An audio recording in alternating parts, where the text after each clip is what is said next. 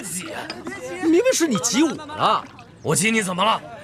我比你爹岁数还大，就你这样子，还和我们这些老不死的抢一碗稀粥，你知羞不知羞啊你？麻烦再来一碗。没了啊！回去吧啊！没了。啊，没了啊！今天都没了。下次再来吧。哟，后生，你来晚了，这都没了。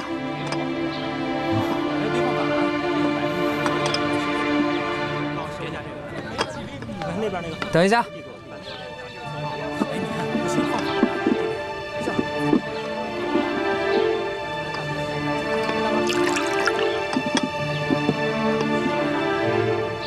给。我说小后生，你可别嫌弃这碗刷锅水了，它总比一碗清水强啊，多少能沾点骨气。你不要，我要。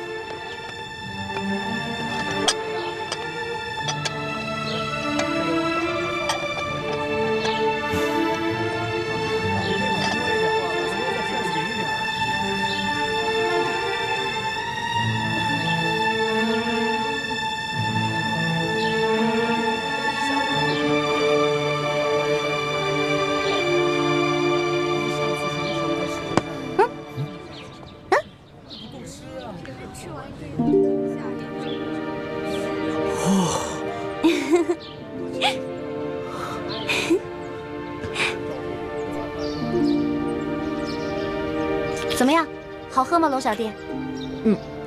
就是少了点。对了，老大啊，你喝了没啊？我喝了，我在那边早就喝了。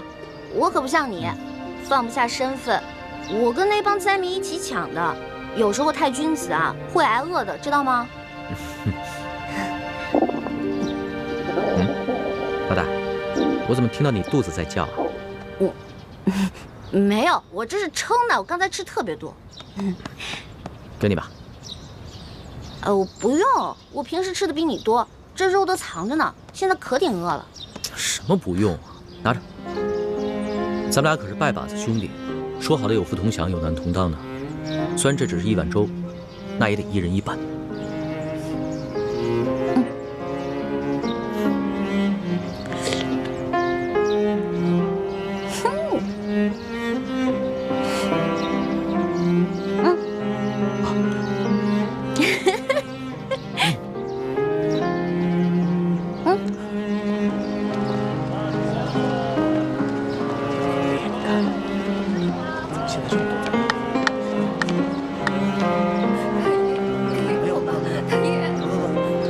不行，我得想个法子尽快回京城。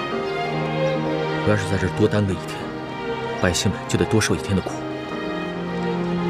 这里离京城千里之远，就算走一天100里，也得走10多天呢。要是能雇辆马车就好了。雇马车啊，我问过行情了，从这儿到京城雇辆马车5两银子，你有吗？我现在算是知道了，什么叫做有钱男子汉，没钱汉子难。老大，要不然你把那……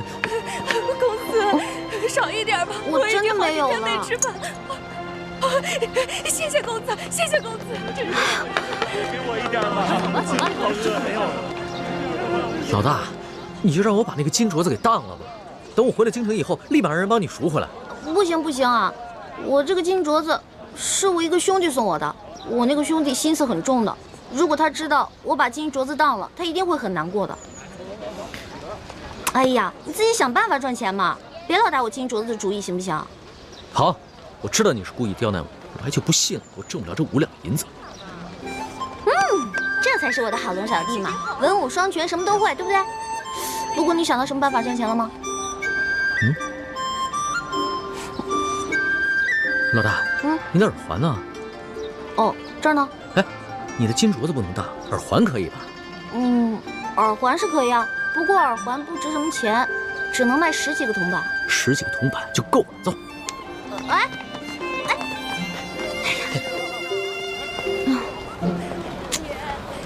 不妥啊！我认为你这个方法非常不妥。明明耳环换来的铜板可以买2个烧饼吃，你非得买这些笔墨纸砚干什么？我卖了字儿以后，你还吃烧饼啊？我给你买10只烤鸭，让你边坐着马车边吃着烤鸭回京城。吹吧吹吧，反正大清吹牛不上税。老大，你别门缝里看人，把人看扁了。我自幼好学工书，不到10岁的时候啊，这朝中诸位大臣啊，对我的字儿那是争相收藏，民间更是一字难求啊。如今我沦落在此啊，拿自己的字儿换一点盘缠，不管是谁买了，那都会当成传家宝的。是啊，你最棒，你最厉害，你是皇上，你说了算。发钱了！哎，来客了，来领钱了！你看看，我就说了吧，我字儿有人喜欢。发钱了！发钱了啊！都有啊，开好队，节都有。你的，看到了吧？你的字在他们眼里还没个铜板实惠呢。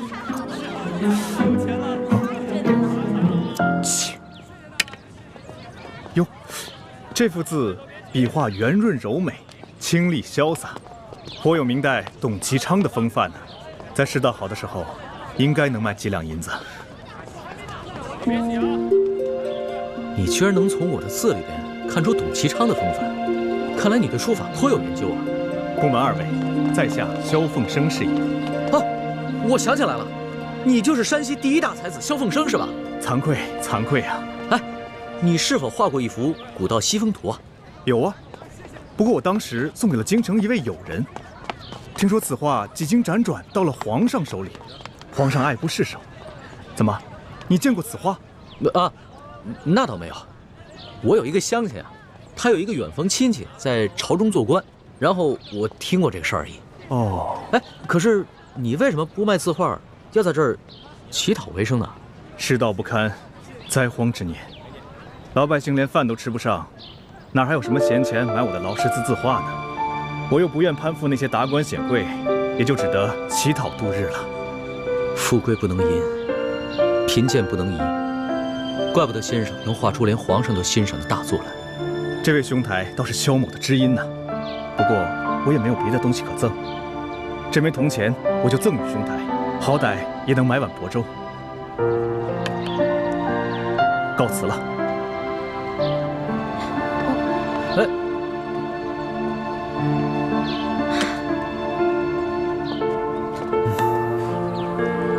龙小弟，现在总算知道了吧？大臣们啊，觉得你的字值钱，并不是因为你的字写的有多好，而是因为你是皇上，天子墨宝谁不想要啊？那些富商要是知道你是皇上的话，倾家荡产也会买你的字的。老大，你就别再挖苦我了。这趟微服私访，学到的东西实在是太多了，比在宫里边读的所有的书加起来还要多。响鼓不用重锤，那我就不多言了。哎呀，不过我要开始准备去给你赚路费了。我都赚不到，你能行吗？我，李欢，江湖就是我的天下，知道吗？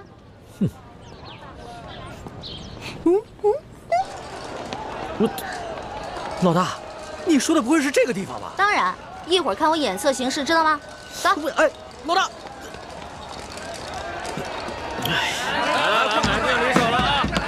买单还是买双？这边单，这边双啊！这边是单。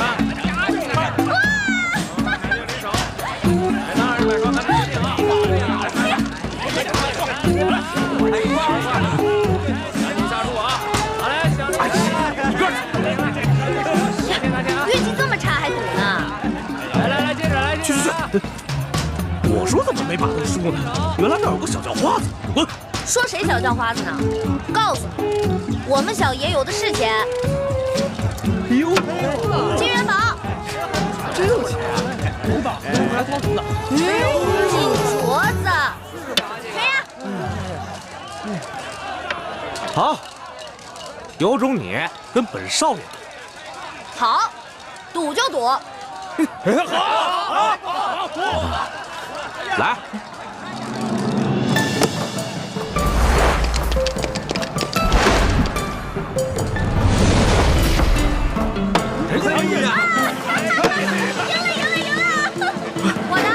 我的，拿上，我们的，再来，再来，来，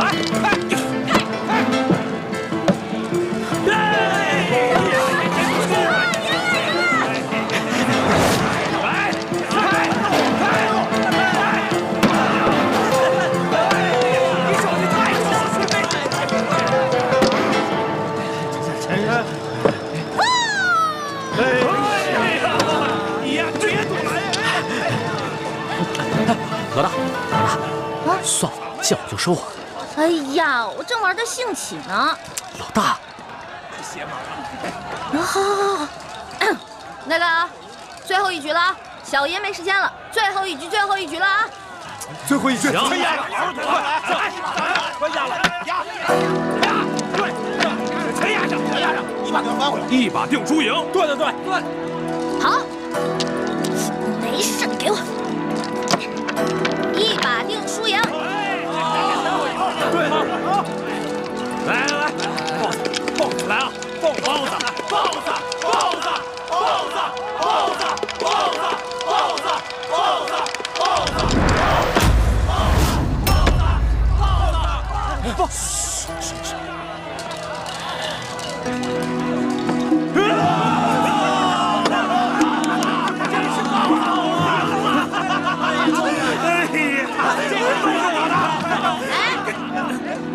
哎，你干什么？小爷这骰子还没摇开呢。开啊！开啊！对呀，你还能开什么呀？等着啊！来，随便来啊！开呀！真是要开直接。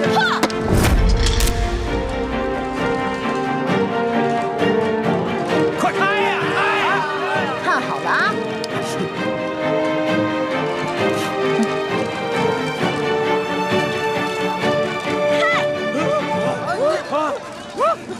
怎么是19点？抢什么？都是我的！抢什么？这仨骰子怎么可能要出19点啊？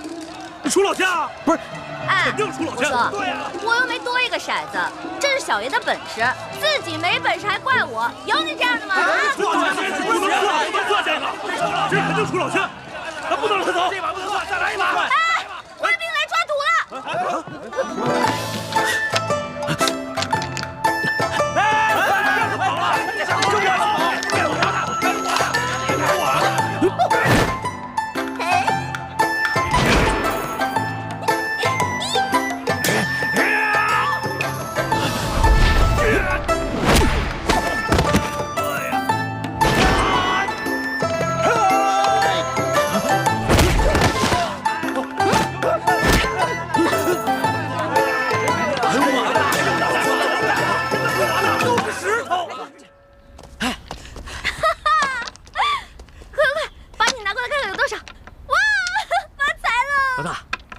几10两呢，这下好了，我们不仅雇马车的钱有了，吃饭的钱都有了。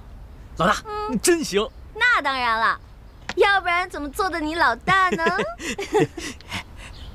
哎，拿过来啊！这些钱都是我挣的，跟你没有关系。哎，行，算我欠你的，回头我就还你，行吗？还我？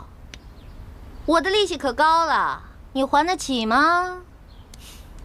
老大，你可不要趁火打劫呀！趁火打劫？全天下哪有你这个皇上厉害啊？大明内乱，你们大清趁机占领了大明的整个江山，老百姓刚刚经历了战乱，想过上几天安生日子，可你们呢？朝中权贵搞起了圈地，各地的官吏争相设置各种关卡，变相收取各种赋税，你们这才叫做趁火打劫，一本万利的勾当呢！我怎么了？我说错了吗？我说的都是实话，龙小弟，其实这就是我要的利息。你要记得曾经答应过我的那些话：消除权贵特权，革除积弊，整顿吏治，让全天下的老百姓过上好日子。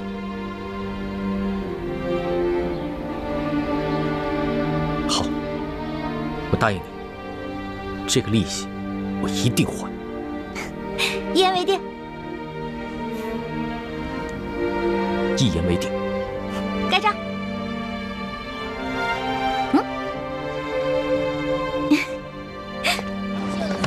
没有，说了没有？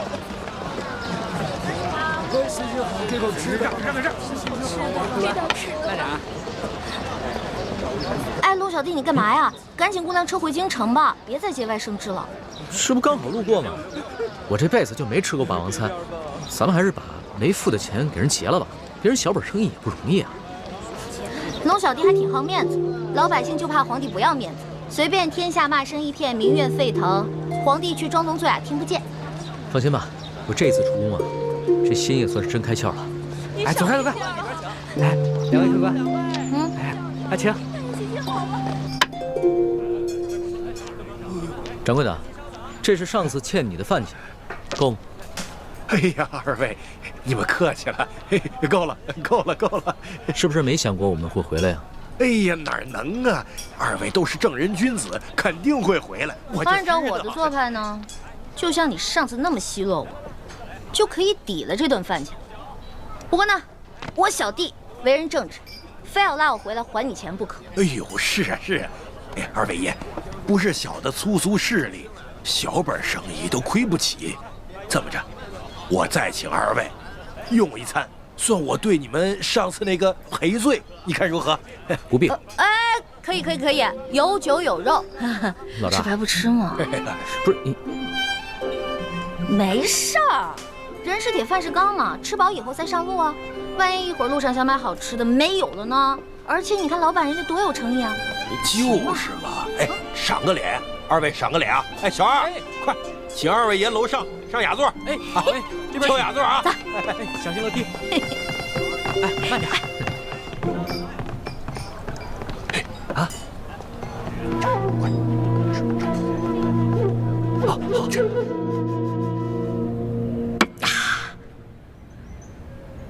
饿了2天，总算能饱餐一顿了。龙小弟，你现在终于知道了吧？为什么我这么贪吃？就是因为小的时候总挨饿，吃完上一顿，下一顿就不知道什么时候吃了。我总想着，可着一顿饭使劲吃，使劲吃，这样就不会挨饿了。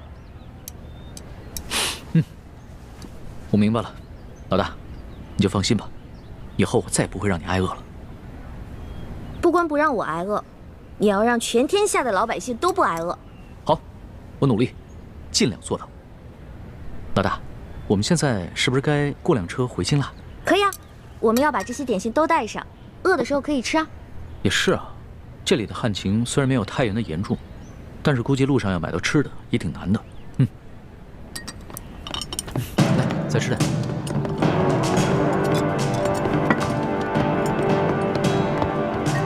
铁捕头，就是他们。掌柜的，你这是干嘛呀？上次的饭钱我们可结清了，这顿是你刚才在底下说你请我们的，不就一顿饭的事儿吗？那我们给你钱还不行？你报什么官啊？二位爷，这就不怨我了，你们这胆子也太大了。既然巡抚大人已经全省通缉你们，还敢上我这酒楼来？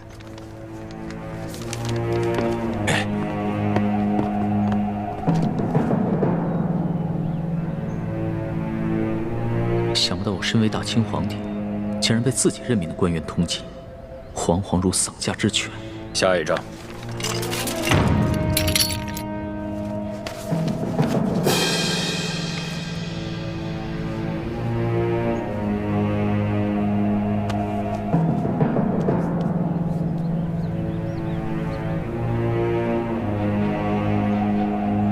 果然是他，给我拿下！铁卫公，住手！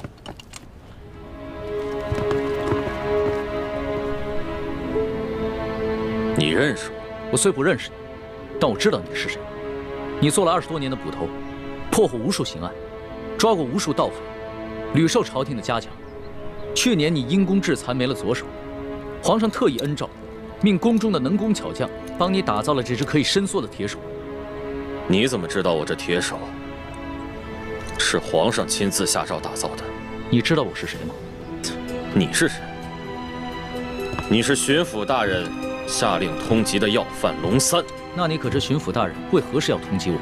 当然知道，假冒钦差，伪造圣旨，勾结牛角寨的山匪，打劫官粮官银。铁卫国，你误会了，这通缉令上的案情另有内情。我乃是真的钦差，是皇上下密旨让我来山西公干的。公干？我铁某办案无数，不肯认罪的犯人见得多，但没见过你这么负隅顽抗的。巡抚衙门都已经定了罪，发海捕文书通缉你了，你还在这满口跑马。我告诉你，有什么话，好随我回衙门说。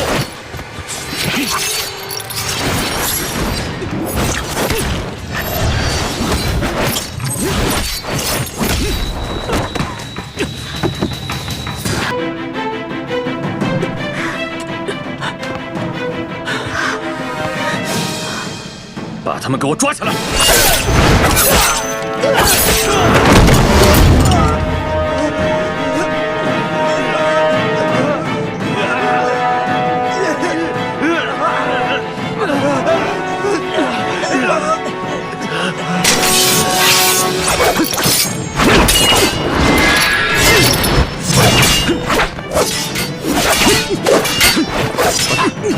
没事。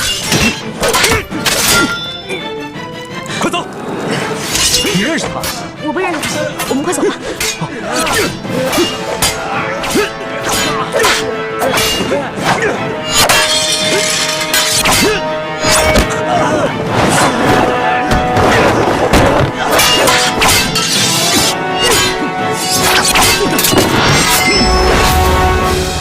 你是谁？铁卫国，看在你平时清廉勤勉的份上，今天我饶你不死。不过，你还是先在床上躺1个月吧。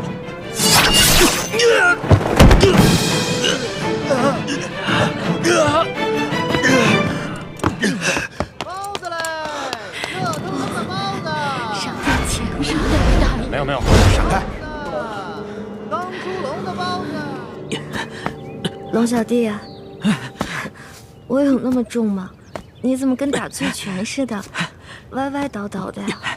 老大，这是我这辈子第一次背人，我能背着你一口气跑出华阴县，就已经不错了。糟了，钱，我把钱全都落在酒楼里了。老大，先别想钱的事了，保命要紧呀。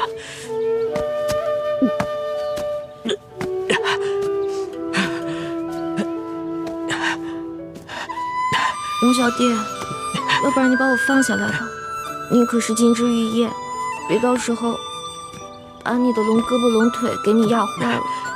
不行，铁捕头的铁手是我亲自建造的，我知道他有多厉害，你一定伤得不轻。咱们得赶紧找一个地方，老给你包扎一下。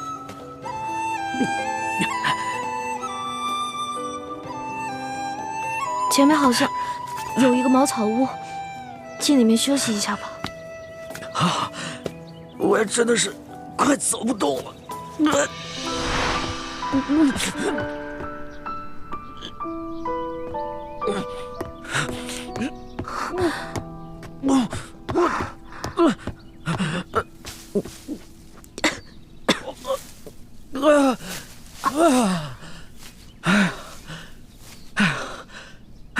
龙小弟，长这么大还没这么累过吧？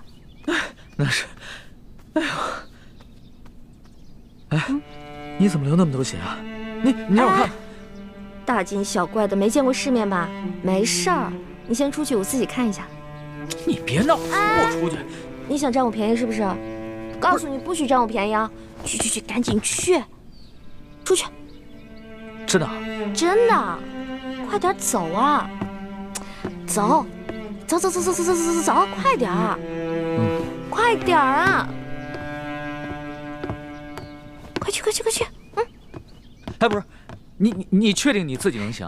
我确定。去。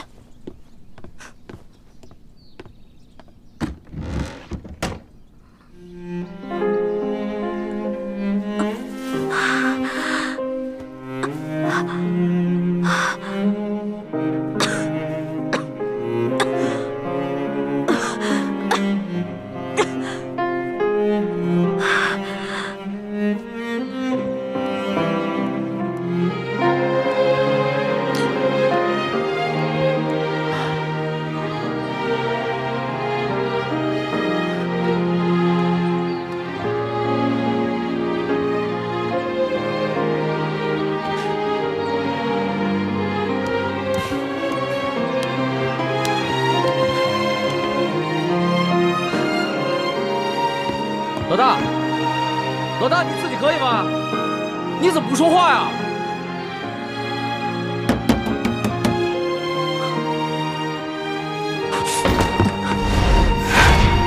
老大，老大，老大，老大，老大，老大！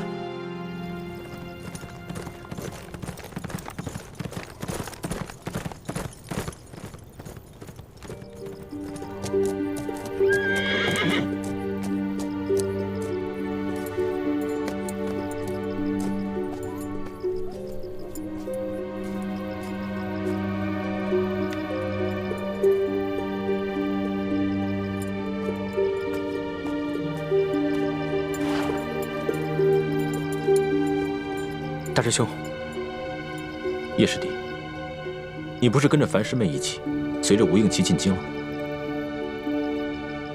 吴应奇这几日游山玩水，一直拖延进京的时间。几日前，我和樊师姐发现，这次伏击打得并不顺利。那龙大人的手下武功个个都不弱，前去搬救兵的人当中，我们杀了3个，跑了2个。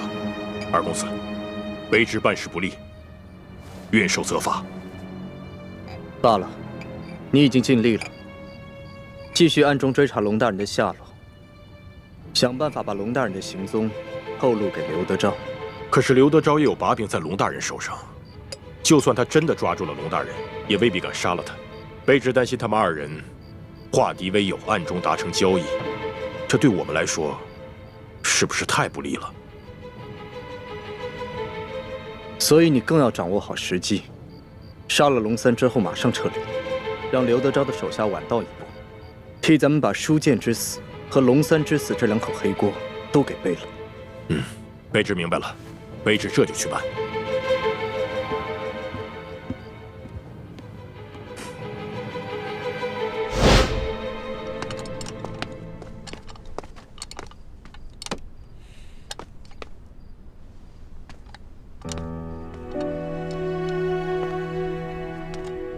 师姐，这回你看到了吧？吴应奇根本就不像我们接触的那么简单，他表面上看起来温文尔雅，实际上就这么狠毒。不，我不相信。也许他只是听命于吴三桂的安排，不得已而为之。好，就算是奉命行事，那你现在也应该可以看出来了吧？他那么有心机，根本就不像我们平时接触的那么简单。也许他跟我们一样。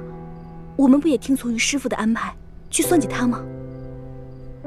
樊师姐，我能感觉到你对吴应奇很有好感，我不想打击你，相反，在师父的面前，我还会替你打掩护。但是我还是要提醒你，你千万……我心里有底。好，那不多说了。吴三桂已经派人去追杀康熙了，大师兄他们还蒙在鼓里，我现在必须连夜赶去给他们报信。你去吧。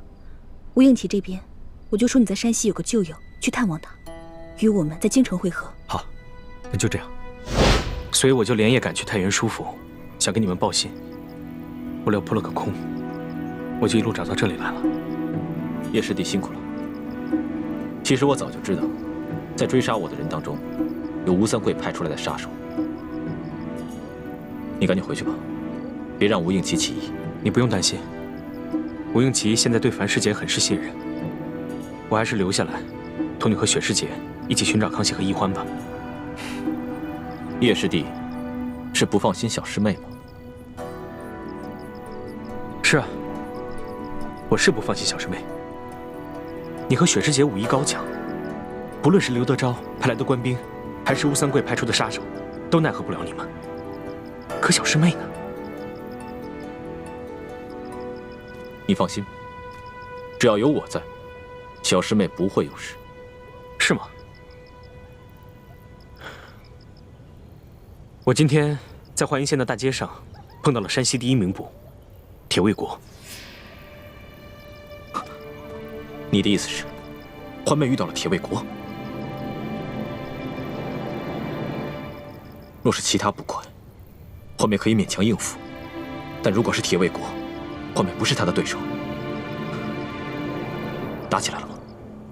我当时看铁卫国带着几个捕快行色匆匆，又想起城门旁新贴出的周拿你和龙三的告示，就留了个心眼，暗中尾随。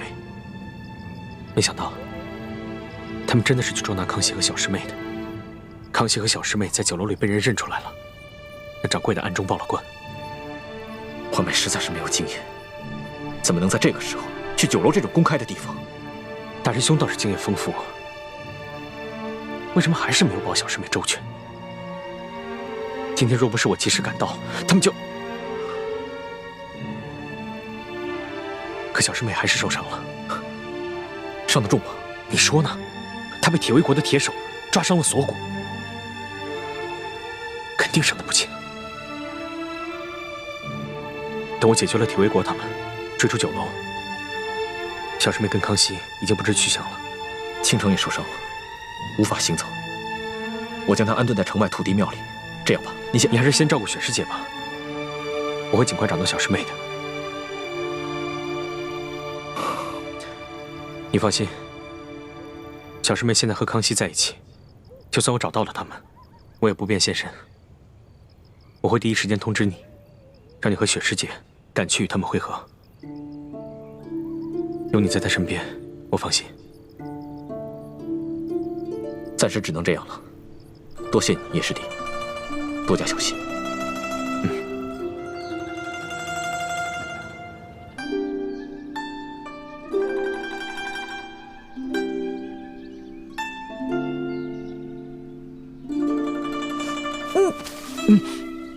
老大，你醒了？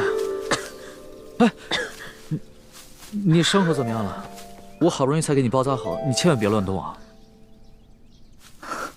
我这伤口是你包扎的？对啊，不是，这个是我第一次给别人包扎伤口，要是包扎的不好，你千万别笑话我。你怎么能趁我昏迷的时候占我便宜呢？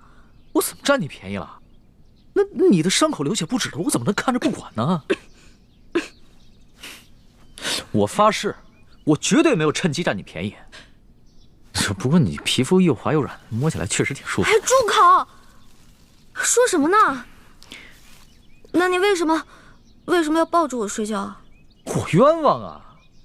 你这流血不止，手脚又冰又冷的，我也不会生火，我只能抱着你睡觉啊！哎，你怎么那么多借口啊？我现在好了，你赶紧下去吧。我都说让你……哎，老大，你没事吧？老大，哎，龙小弟啊，我怎么感觉我这脑袋这么晕啊？哟，老大，你头好烫啊！这样，来，你先躺下，躺好了。哎，好冷啊！来，把衣服盖好，把衣服盖好，你就不冷了啊！不冷了。龙小弟啊，我想喝水。水啊，水，你等着，我去给你找水去啊。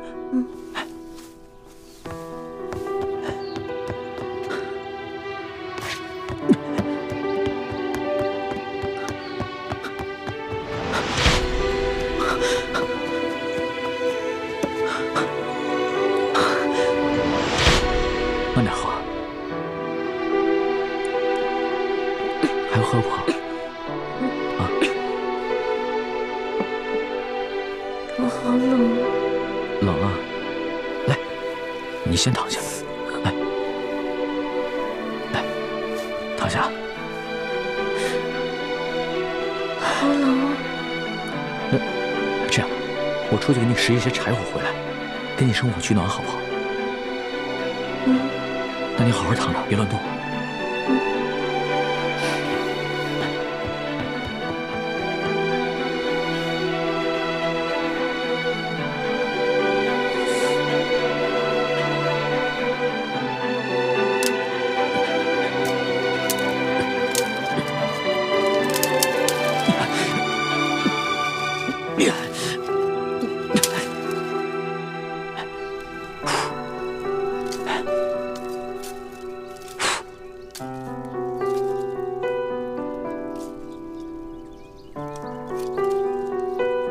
龙小弟，啊，折腾了这么半天，我怎么还没升上啊？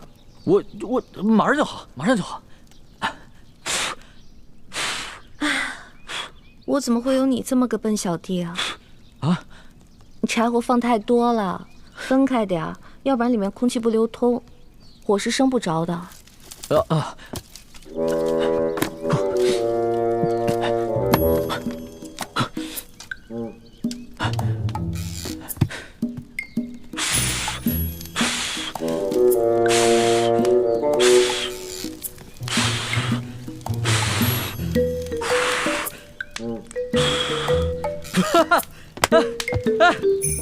这可是我第一次把火给升起来了，不容易啊！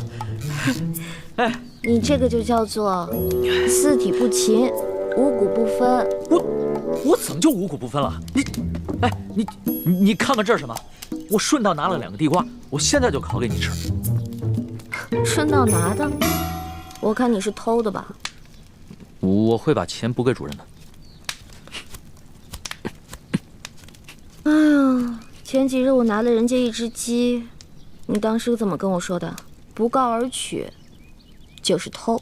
哎呀，行了，说话伤元气，你伤得那么重，别毒舌了。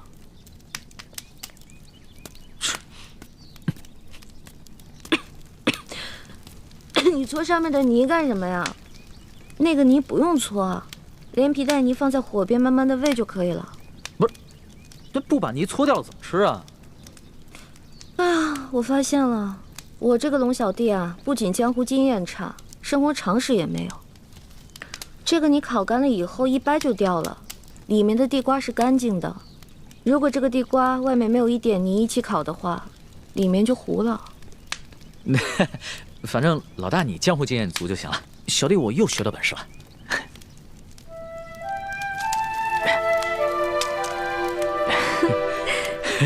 你怎么扔火里了？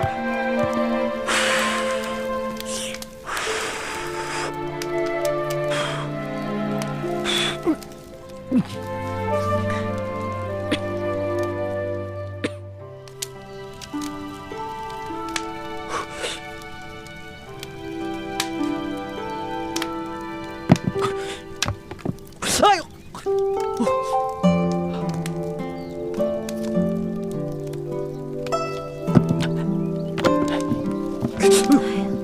你小心点儿，别烫坏了你的龙爪。好的，慢点儿。这烤糊了，哟，这芯里还生着呢，那我再去给你烤烤。哎，不用了，我没有你那么挑剔。再等你学会烤地瓜，估计老大我就变成干尸了。好吧。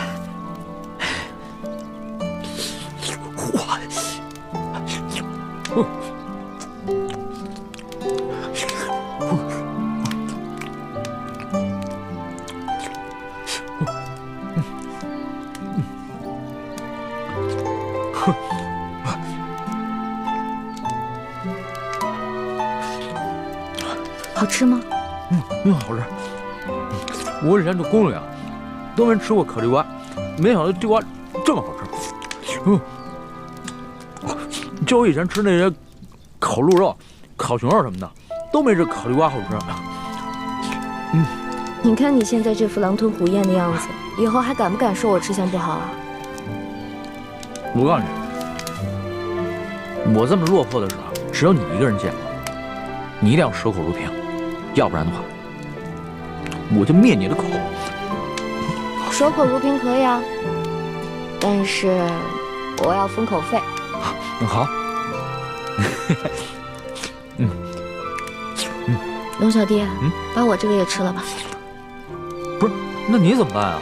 吃不下了，我好累啊，我再睡一会儿。那好，那来，你先躺下，先躺下，往上躺点啊。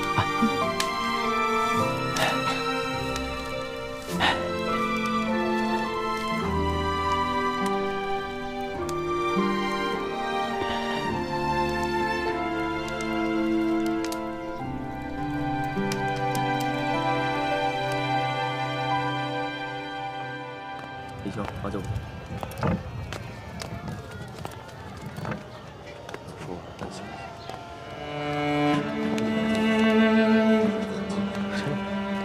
哎，大姐，来我这命吗？不要。哎，价钱好说，结实。你看看这个，不错吧？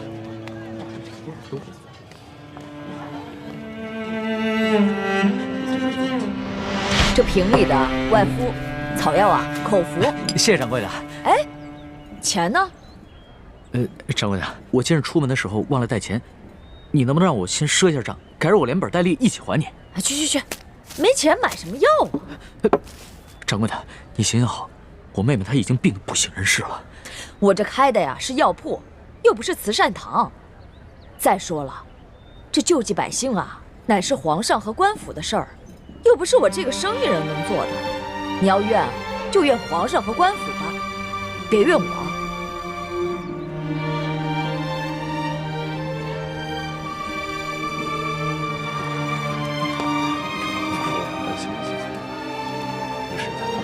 哎，站住！过来，你站住！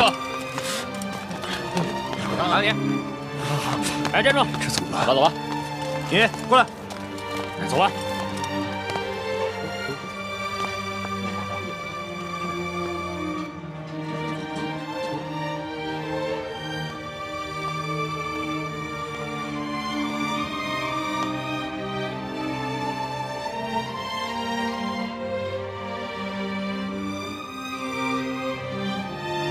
大哥哥，你是不是也饿了？你也想吃烧饼吗？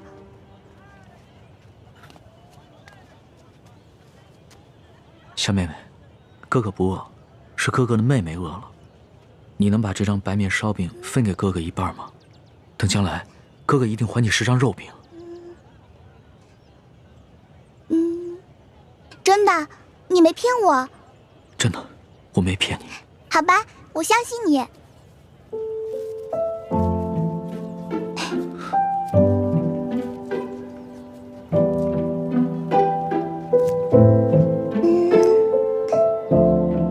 你将来要请我吃肉饼，这块大的给你吧。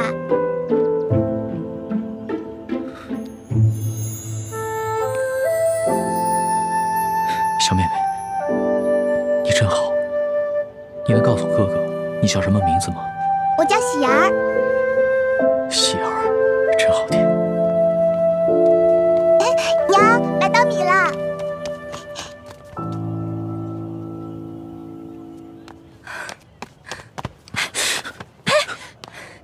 哪来的没脸的东西，居然敢骗一个小孩子的烧饼！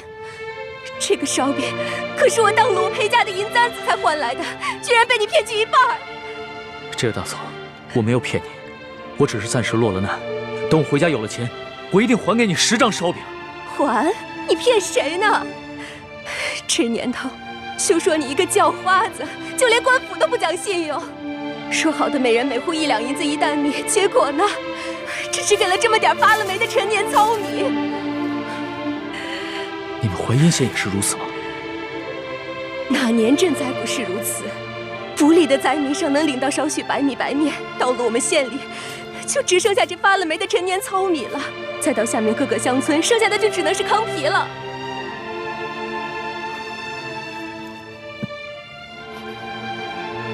哎呀，喜儿，以后可不能这么傻了。这些人都是骗子，骗你的。喜儿，你一定要相信哥哥，哥哥将来一定会还给你10张肉饼的。我呸！还不快滚！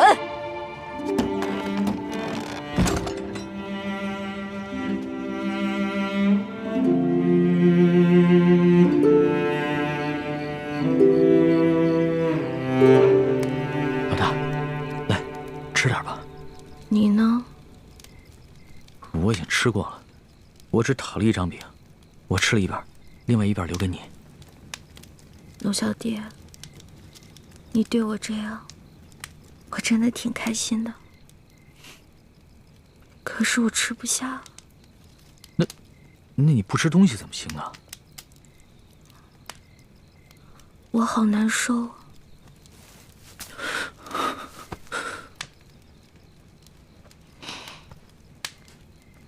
龙小弟。我这个老大，可能要先行一步了。别说胡话，咱们2个可是拜过把子的，说好了要男同党同生共死的，所以为了我，你一定要撑下去。我尽力了。你知道我最怕什么吗？第一是恶，第二是丑，第三就是死。龙小蝶，我也好想陪你回京城。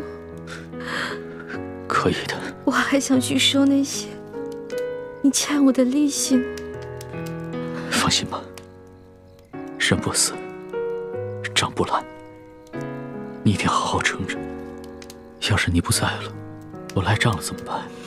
你不会赖账的，你还会整顿吏治，革除疾病，让老百姓过上好日子。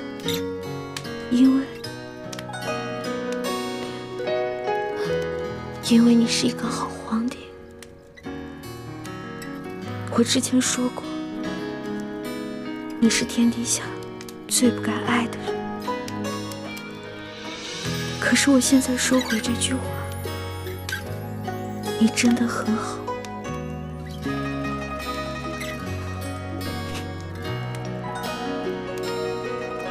谢谢，谢谢你，老大，谢谢。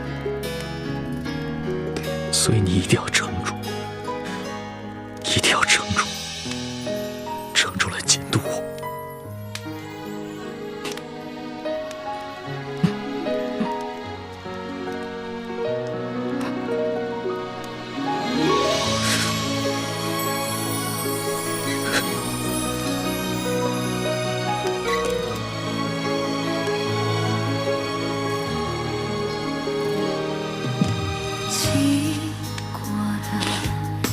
龙小蝶，你哭了。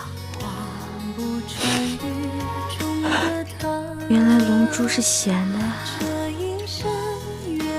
这是我第二次看见你哭了。其实，我原本以为，在我父母死了以后，我就已经是铁石心肠，不会再哭了。没想到，上一次我是为了百姓。而这一次，只是为了你一个人。有你这句话，我死也知足。老大，你不会死的，老大，你不会的。老大，老大，老大，花儿，老大，老大，老大。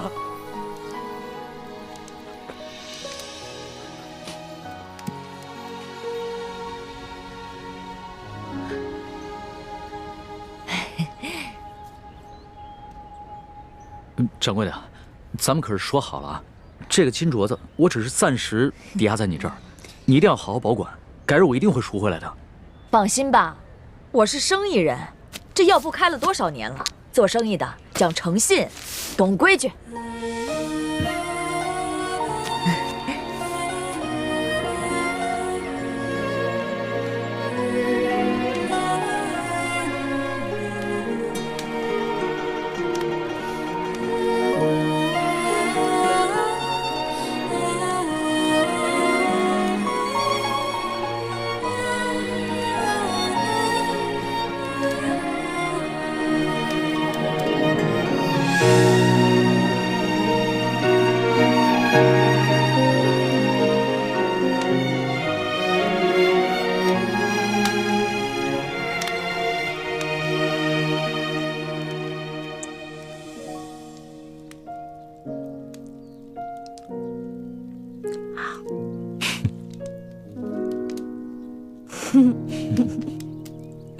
傻死了！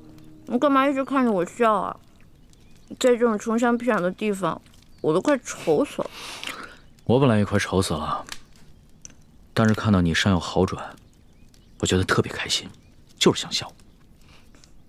你知不知道，这次你整整昏迷了3天，我都快绝望了。本来呢，我都到阎王爷那儿去报道了，结果阎王爷说，哇，这个小姑娘太能吃了，养不了你，回去吧，回去吧。我就被遣送回来了，继续祸害你来了。你只是第一次帮我缝了衣服，戳破了手，我可是把太多第一次都给你了。打水、烧火、煎药、收拾屋子、偷人家地瓜，还有帮你清理伤口。我就知道你会说这句不正经的话。不过今天早上我醒来的时候，我看到你没有把我推开，我心里就觉得这一切都值了。龙小爹，你得跟我发誓，这件事情不许告诉任何人。好，我发誓，不告诉别人，替你保密。咱们明天雇辆马车回京城吧。我也想早日回京，你身子受得了吗？我的身子都已经好了。龙小爹，你是条龙，所以你应该回到海里去。我这个只会吹牛的老大根本保护不了你。万一你在外面遇到危险了，那我就算死上1万次，也不足以弥补我的罪过。呸！死什么死？我知道了，我准备一下，明天一早就出发。哎，你就打算穿这件脏兮兮的衣服出去啊？怎么了？不是你说冷的吗？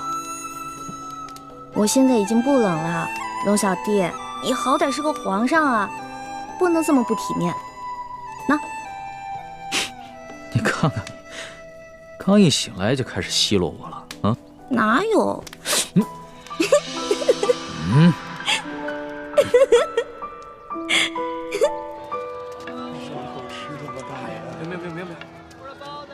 客官，您的药都包好了，来，您拿好。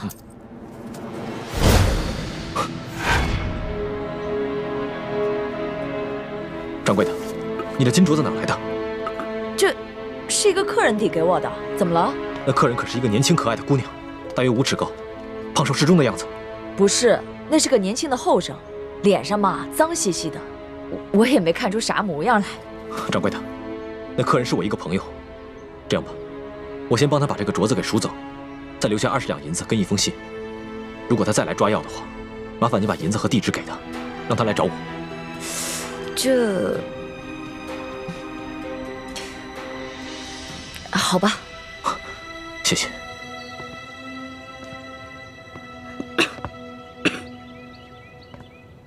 龙小弟怎么还不回来啊？是不是发生什么意外了？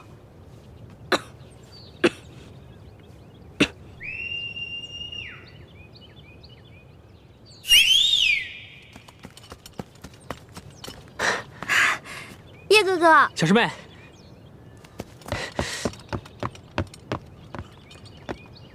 叶哥哥，你怎么才来啊？我早就来了，这几天我四处寻你，可我发出的讯号，你为什么一直不给我回应啊？我这2天不是重伤昏迷了吗？所以就没听到你的信号。你昏迷了？伤得这么重？没事儿，你看我现在都好。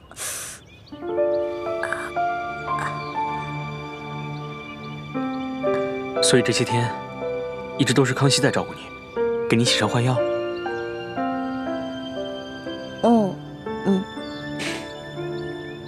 好了，外面风大，我们进屋说吧。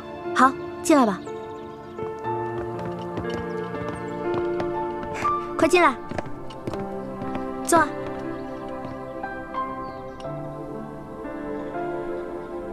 这屋子里怎么就只有1张床？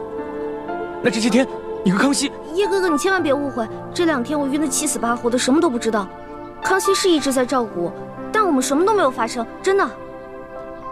算了，你这次大难不死，已经是不幸中的万幸了。你放心吧，我会替你保密，不会告诉大师兄的。还是叶哥哥好，叶哥哥最好了，什么都替我着想。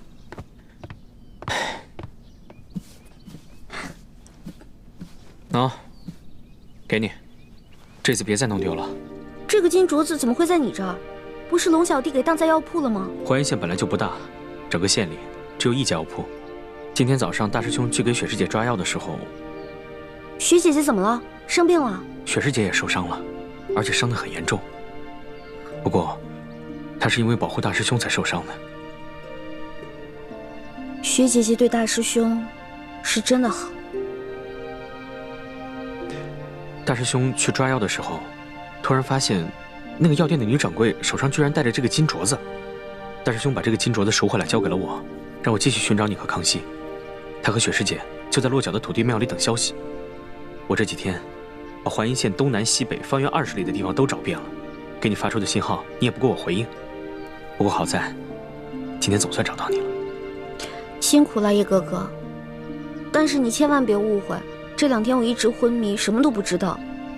我们身上实在是没钱了，所以龙小弟为了救我的命，才把这个金镯子给当的，给我换药。你不会生我气吧？我当然生气了，不过我气的不是你最终把这个金镯子当给了药铺，而是你为什么不早点拿它换钱抓药啊？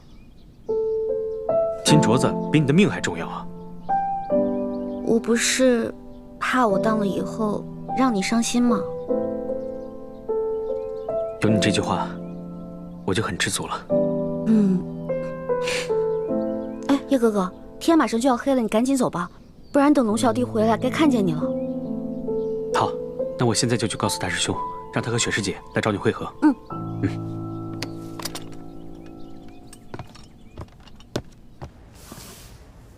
你的朋友给你留了一封信，让你按信上的地址去找他。谢谢掌柜。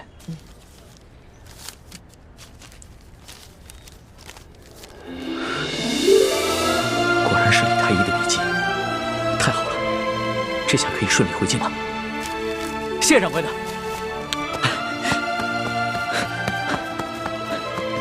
哎，小哥，我想请问一下，这10里铺的土地庙怎么走啊？前面转个弯就到。不过这土地庙出事儿了。出什么事儿了？就在1炷香前，一大堆官兵过去，说是捉拿什么通缉要犯。我劝你啊，还是别去了。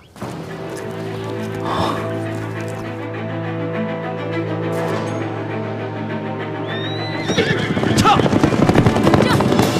站住！快抓住他们！站住！奇怪，这些官兵怎么知道我们藏身之处的？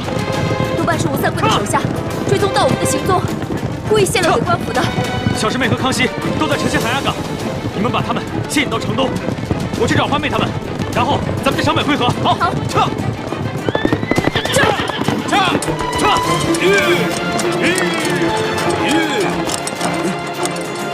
这2个才是通缉令上的要犯，不要中了调虎离山之计。追！撤！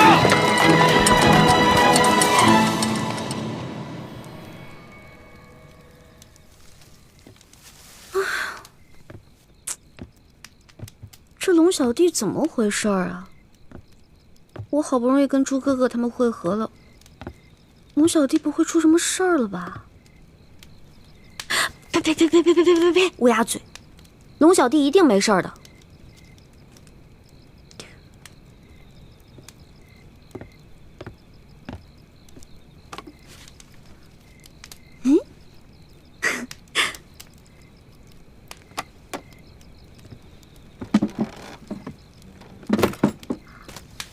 孔明灯哎！哦，我知道了，原来这家是靠做小手工维持生计的，后来逃难了，所以这些东西就放在这儿了。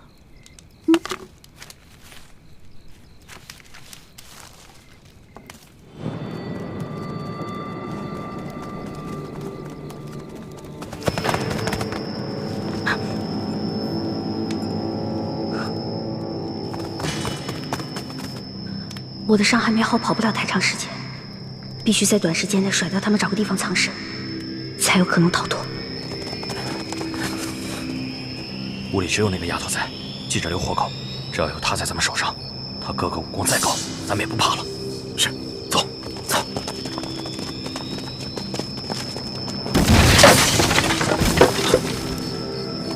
不对，快追！这边，快！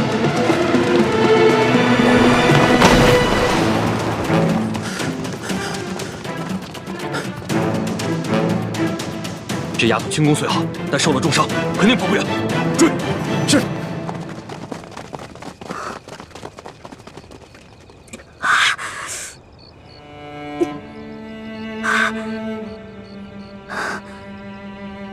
一环，别怕，你一个人逃了，只活了一个李一环。可龙小弟若是活着，就能救天下无数苍生的性命。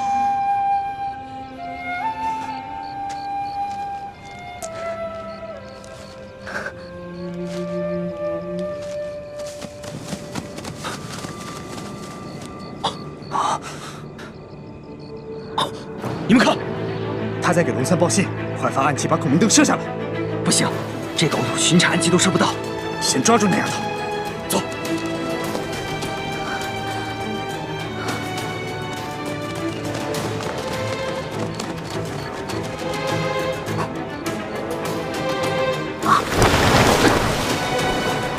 在那呢，追！是。